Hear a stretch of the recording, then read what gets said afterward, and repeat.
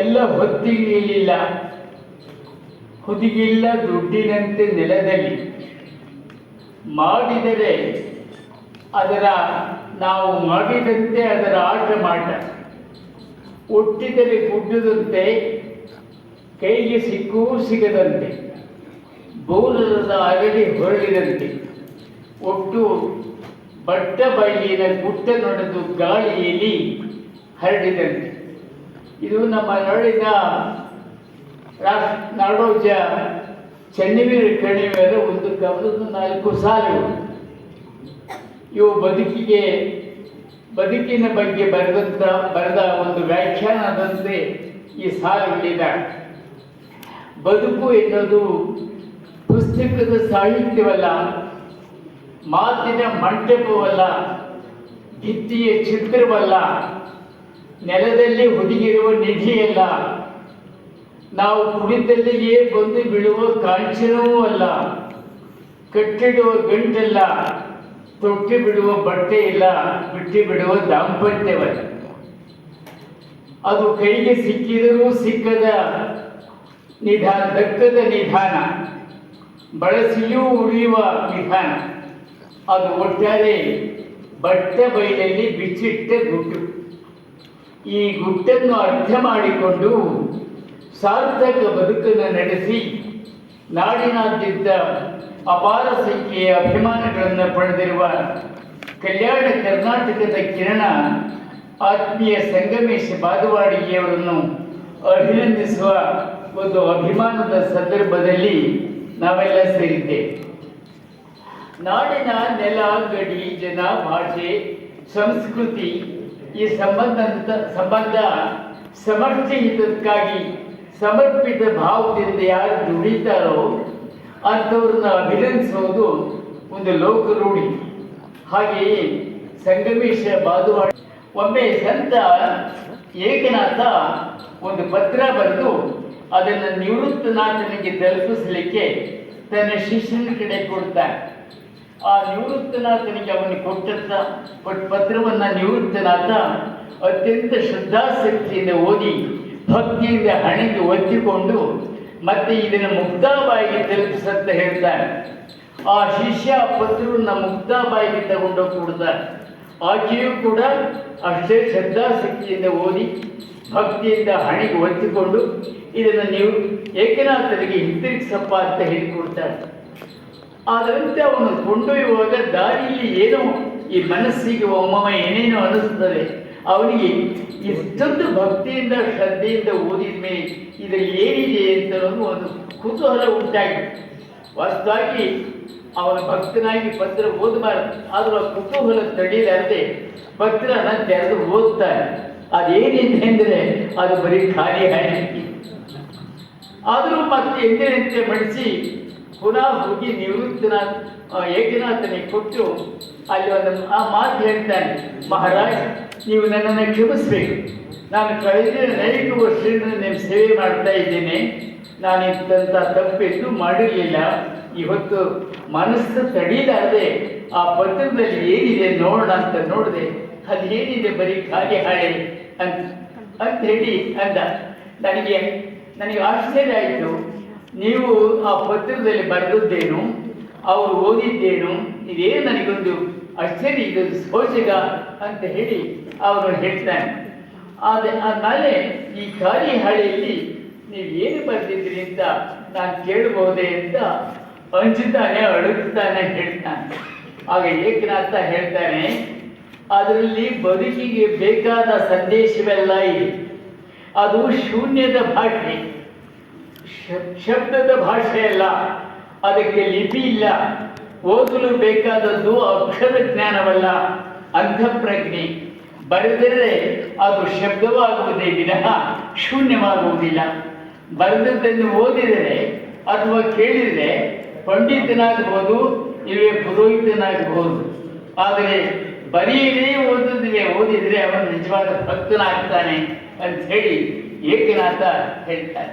ಆ ಭಕ್ತಿಯ ಮೂಲ ಅಂದರೆ ಮೌನ.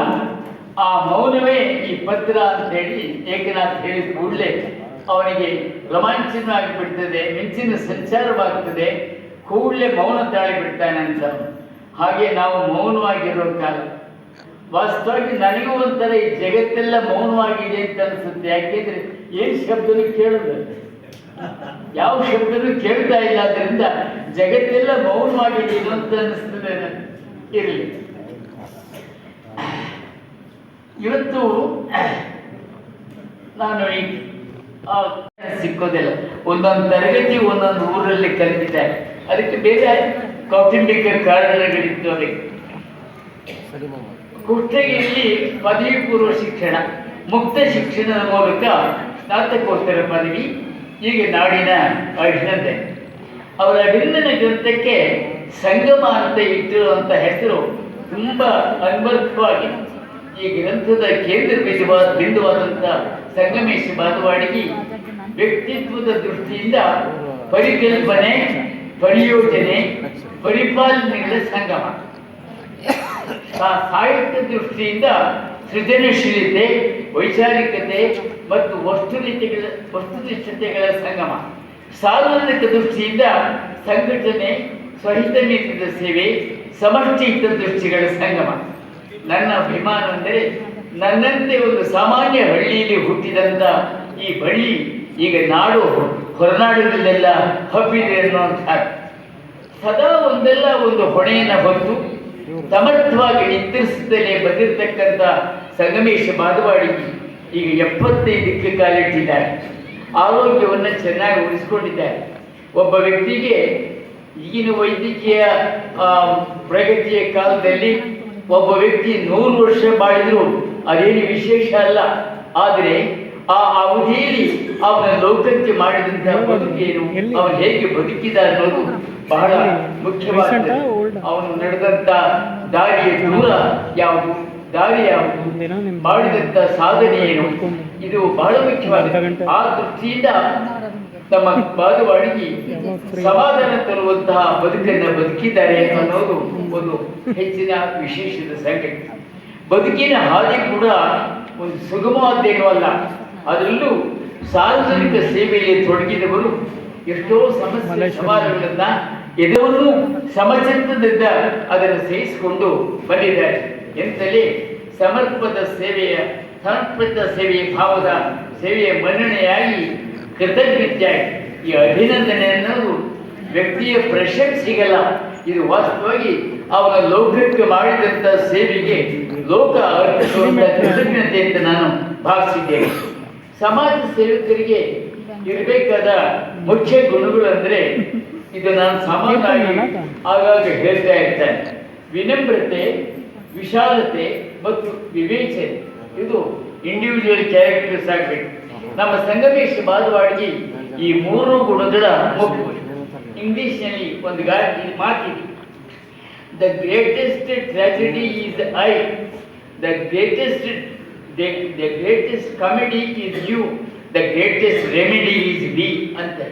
ಅಂದರೆ ನಾನು ಎನ್ನುವುದು ಬಹುದೊಡ್ಡ ಪ್ರಮಾದ, ನೀನು ಎನ್ನುವುದು ಬಹುದೊಡ್ಡ ಪ್ರಹಸನ, ನಾವು ಎನ್ನುವುದು ಬಹುದೊಡ್ಡ ಪರಿಹಾರ ಅನ್ನೋ ಮಾತು.